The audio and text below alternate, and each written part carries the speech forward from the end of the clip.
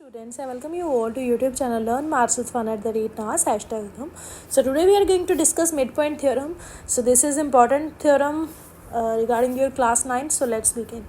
So first of all, what is the statement of the theorem? The line segment joining the midpoint of two sides of a triangle is parallel to the third side and half of it. So पहले मैं आपको result बता देती हूँ कि midpoint theorem का हमारे पास result क्या होता है. तो अगर D and E जो हैं हमारे पास मिड पॉइंट होंगे ना,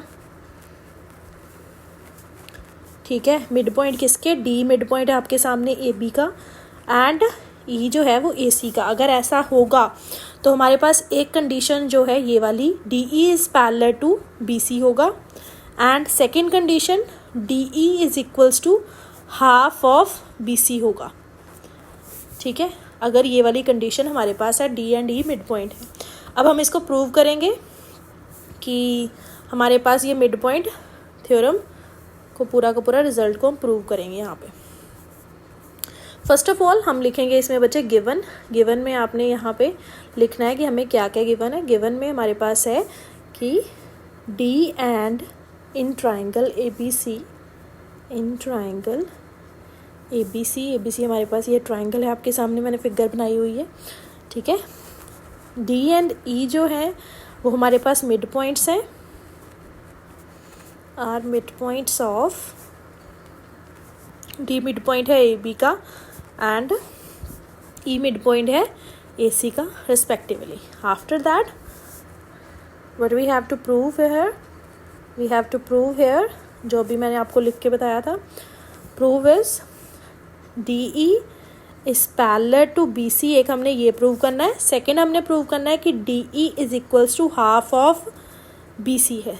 ये दो कंडीशंस हमने प्रूव करनी है. अब यहाँ पे सबसे पहले इसमें हमने एक कंस्ट्रक्शन आपके सामने यहाँ पे की हुई है ना, ये वाली अलग ट्राइंगल कंस्ट्रक्ट की है. ठीक है, तो इसकी कंस्ट्रक्शन के लिए हमें कुछ लाइन्स लिखनी पड़ेंगी. कंस्ट्रक्शन, तो कंस्ट्रक्शन में आपने लिखना है कि एक्सटेंड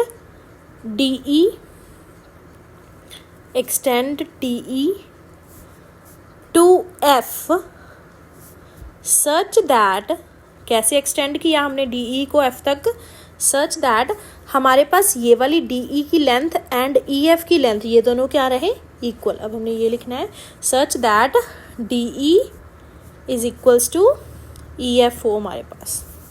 ठीक है, एंड आफ्टर दैट हमने क्या किया, ज्वाइन कर दिया है इन दोनों को. दैट मीन्स F एंड सी को ज्वाइन कर दिया. आपने लिखना है ज्वाइन एफ सी. ठीक है, उसके बाद हम प्रूफ करेंगे. यहाँ पे प्रूफ में सबसे पहले हम प्रूव करेंगे कि ये दोनों ट्राइंगल्स जो हमारे पास, एक ये ट्राइंगल है ऊपर वाली, एक ये वाली, इन दोनों को हमने कॉन्ग्रुएंट प्रूव करना है. तो कॉन्ग्रुएंट प्रूव करने के लिए देखो बच्चे कौन कौन सी कंडीशंस हैं. हमने यहाँ पे कंस्ट्रक्शन में एक कंडीशन ले ली कि this length and this length is equal. ठीक है, ये दोनों आ जाएंगी. दूसरी चीज़, अगर ई मिड पॉइंट है तो हमारे पास ये वाली लेंथ एंड ये वाली लेंथ आपस में क्या होंगी, इक्वल होंगी. दूसरी ये हो गई. तीसरा हमारे पास ये वाला एंगल एंड ये वाला एंगल दोनों आपस में इक्वल होंगे. तो यहाँ पे फिगर में आपने इसको एंगल 1 लिख लेना है. ठीक है, एंड इस वाले एंगल को आपने एंगल 2 लिख लेना है फिगर में. ठीक है, तो नाउ कौन कौन सी हमने ट्राइंगल लेनी है. एक लेनी है ADE in triangle ADE, and दूसरी ट्राइंगल हमने कौन सी ली है, ट्राइंगल EFC. इन दोनों ट्राइंगल्स में जो मैंने आपको बोला हमने वो लिख लेना है. फर्स्ट कंडीशन जो हमने कंस्ट्रक्शन में ली हुई है, that is DE is equals to EF, that is by construction, और यू कैन राइट गिवन. ठीक, कंस्ट्रक्शन से हमारे पास आ गई. दूसरी चीज़, अगर हमारे पास E मिड पॉइंट है, दिया हुआ E is mid point of AC, तो E मिड पॉइंट है AC का, तो उसकी वजह से AE is equals to EC आ जाएगा. That is again given to you. Next condition मैंने आपको वहाँ पे बोला कि एंगल 1 एंगल 2 ले लो, तो एंगल 1 इक्वल्स टू एंगल 2. तो ये दोनों हमारे पास क्या आ गए, इक्वल आ गए, because of vertically opposite angles. तो वर्टिकली ऑपोजिट एंगल्स की वजह से हमारे पास ये कंडीशन आ गई. Now this is our side and this is our angle. तो by side angle side criteria दोनों ट्राइंगल्स हमारे पास क्या हो गई, कॉन्ग्रुएंट हो गई। ये दोनों ट्राइंगल्स हमारे पास हो गई congruent, that means ADE and ये वाली इधर वाली हमारे पास दोनों ट्राइंगल्स कॉन्ग्रुएंट हो गई।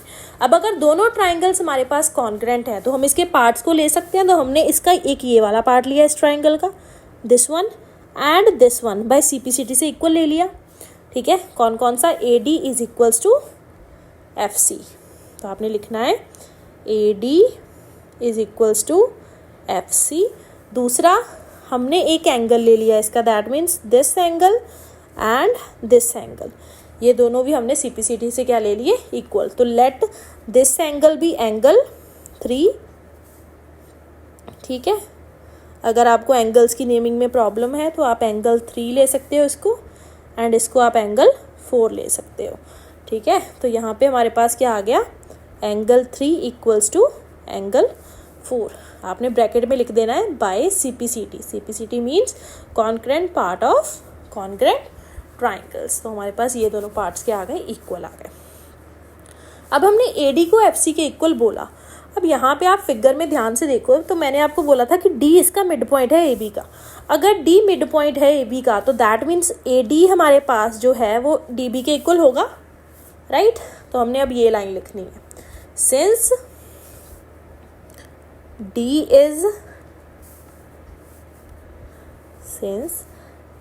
is मिड पॉइंट ऑफ, इसका मिड पॉइंट है AB का। अगर ये AB का मिड पॉइंट है तो AD is equals to DB आ गया। अब फर्स्ट में मैंने CPCT से लिया कि AD जो है वो FC के इक्वल है। यहाँ पे मैं बोल रही हूँ AD जो है वो DB के इक्वल है, दैट मीन्स AD जो है वो DB के इक्वल भी है एंड AD जो है वो FC के इक्वल भी है। तो दैट विल इम्प्लाई कि मेरे पास DB जो है वो FC के इक्वल हो गया, राइट। तो हमारे पास ये वाली कंडीशन जो है आपस में दोनों इक्वल आ गई। तो एंगल 4 के हमारे पास इक्वल है, एंगल 3 एंगल 4 के इक्वल है, CPCT से हमने लिख दिया। तो ये दोनों एंगल्स हमें पता है कि वैसे कब इक्वल होते हैं, जब हमारे पास ये अल्टरनेट एंगल्स हैं, राइट। ये दोनों लाइंस में हमारे पास पैरेलल लाइंस में ऐसे जब एंगल फॉर्म होते हैं तभी हम उन्हें बोलते हैं कि ये अल्टरनेट एंगल्स हैं हमारे पास, राइट। दैट मीन्स ये वाली लाइन एंड ये वाली लाइन पैरेलल होती हैं। तो सिमिलर कंडीशन है कि दैट विल इम्प्लाई, इससे हमारे पास रिजल्ट क्या आ गया कि एंगल 3 एंगल 4 के इक्वल है अल्टरनेट एंगल्स की वजह से। अगर अल्टरनेट एंगल्स या CPCT की वजह से मैंने ऊपर लिखा कि दोनों इक्वल हैं तो हमारे पास क्या रिजल्ट आ गया कि ये दोनों लाइंस हमारे पास क्या होंगी, पैरेलल भी हमारे पास होंगी। कौन सी दो lines, that is AD is parallel to FC। तो आपने लिखना है AD is parallel to FC भी हमारे पास होगा यहाँ पे, ठीक है। AD जो है वो FC के पैरेलल हो गया, दैट मीन्स अगर ये पैरेलल है, ठीक है, AD FC के पैरेलल लिख लूँ या फिर मैं लिख लूँ AD क्योंकि BD के इक्वल है, तो मेरे पास आ गया BD is parallel to FC। तो ये पैरेलल भी है एंड इक्वल भी है, यहाँ पे बोला कि पैरेलल भी है एंड इक्वल भी है, तो ये बन गया हमारे पास एक पैरेललोग्राम। तो फिगर कौन सी हमारे पास पैरेललोग्राम की बन गई, BDFC, that is a parallelogram. तो पैरेलल एंड इक्वल होने से हमारे पास ये एक पैरेललोग्राम बन गया। अब मैंने बोल दिया कि बच्चे ये वाली फिगर हमारे पास एक पैरेललोग्राम की फिगर है, ठीक है। ये जो अंदर वाली फिगर है दैट इज़ अ पैरेललोग्राम। अगर ये एक पैरेललोग्राम है तो इसकी अगर ये वाली साइड्स आपस में इक्वल है तो दैट विल इम्प्लाई ये ऑपोजिट वाली ये भी तो आपस में इक्वल होंगी, right. That means BC is equals to हमारे पास आ गया DF। तो आपने यहाँ पे लिखना है, अगर ये एक पैरेललोग्राम है तो आपने लिखना है BC is equals to DF। अगर BC DF के इक्वल है तो हमें पता है DF फॉर्म कैसे हो रहा है, DF हमारे पास आधे आधे दो पार्ट से मिलके बना है। तो फर्स्ट पार्ट हमारे पास है DE एंड उसके बाद है EF, DE एंड EF से मिलके क्या बना है, DF। तो BC is equals to DE plus EF। अब क्योंकि DE एंड EF दोनों पार्ट्स आपस में इक्वल हैं, दोनों पार्ट्स क्या हैं, आपस में इक्वल हैं, तो मैंने रिप्लेस कर दिया दोनों को एक से। जैसे ई प्लस डी ई लिख दिया, डी ई दोनों को लिख दिया, तो D E plus D E क्या बन गया 2DE, that is equals to BC। अब ये 2 इधर ले आए तो डी ई हमारे पास किसके इक्वल आ गया 1/2 BC के इक्वल, साथ ही साथ हमारे पास ये वाला पैरेलल भी है, BC is parallel to DE।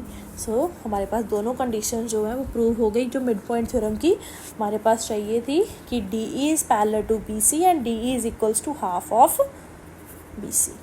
So I hope you will understand this complete theorem.